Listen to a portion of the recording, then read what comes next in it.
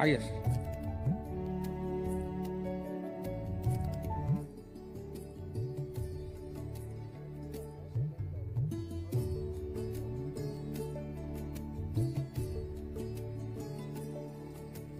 धन्यवाद सर.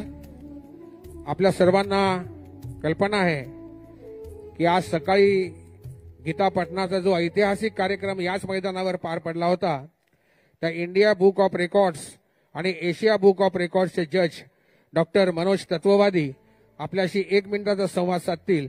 रेणू अग्रवाल जामदार आणि नचिकेत जामदार यांना मी अशी विनंती करतो की त्यांनी हे सर्टिफिकेट जे आहे ते कशाचं आहे याचं विवेचन करावं.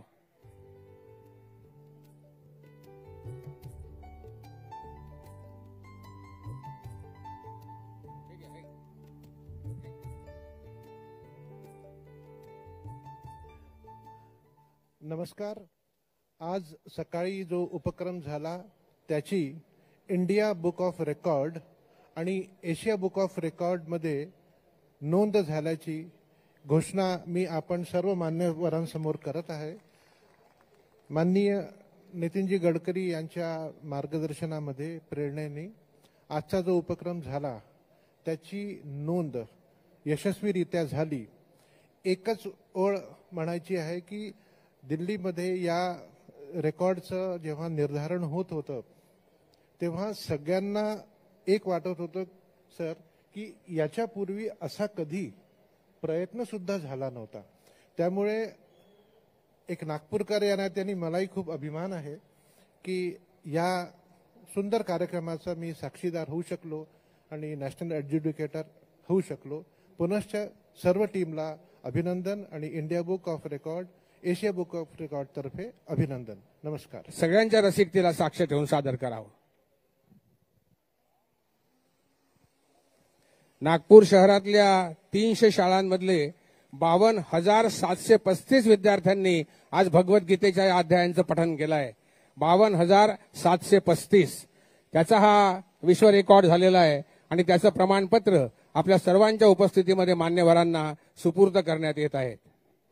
महाराष्ट्राचे लोकप्रिय मुख्यमंत्री आदरणीय देवेंद्रजी, आपले राज्यमंत्री आदरणीय आशिष जयस्वालजी, आदरणीय सुलेखाताई, आमदार प्रवीण दटके, त्याचप्रमाणे मंचावर उपस्थित आपल्या समितीचे सर्व सन्माननीय सदस्य, टोयॅटोचे व्हाईस प्रेसिडेंट आणि उपस्थित सर्व मान्यवर बांधवांनो आणि भगिनींनो, आज अतिशय आनंदाची आणि अभिमानाची गोष्ट आहे की भगवद्गीतेचे 3 अध्याय 52,000पेक्षा जास्त विद्यार्थ्यांनी आज 7 ठिकाणी आणि या जागेवर मिळून 3 अध्याय पूर्णपणे या ठिकाणी म्हटले आणि 3 वर्ल्ड रेकॉर्ड आपण या ठिकाणी त्याची नोंद झाली. याबद्दल या सर्व विद्यार्थ्यांचं, याला सहकार्य करणाऱ्या 300 शाळांचं आणि त्याचबरोबर ज्या शिक्षकांनी या उपक्रमात सहभागी झाले त्या हजारो शिक्षकांचं मी आपल्या सगळ्यांच्या वतीने मनापासून अभिनंदन करतो आणि त्यांना खूप खूप शुभेच्छा देतो की त्यांनी आपल्याला या ठिकाणी मार्गदर्शन करावं. आणि माझं भाषण संपवतो. धन्यवाद. नमस्कार.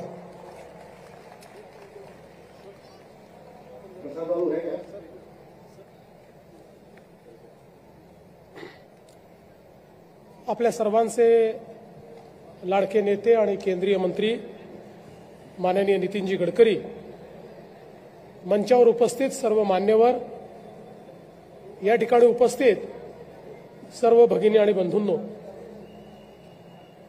खासदार सांस्कृतिक महोत्सव हा माननीय नितीनजींच्या नेतृत्वात आपल्याला मिळालेला एक अतिशय अनमोल असा उपहार आहे.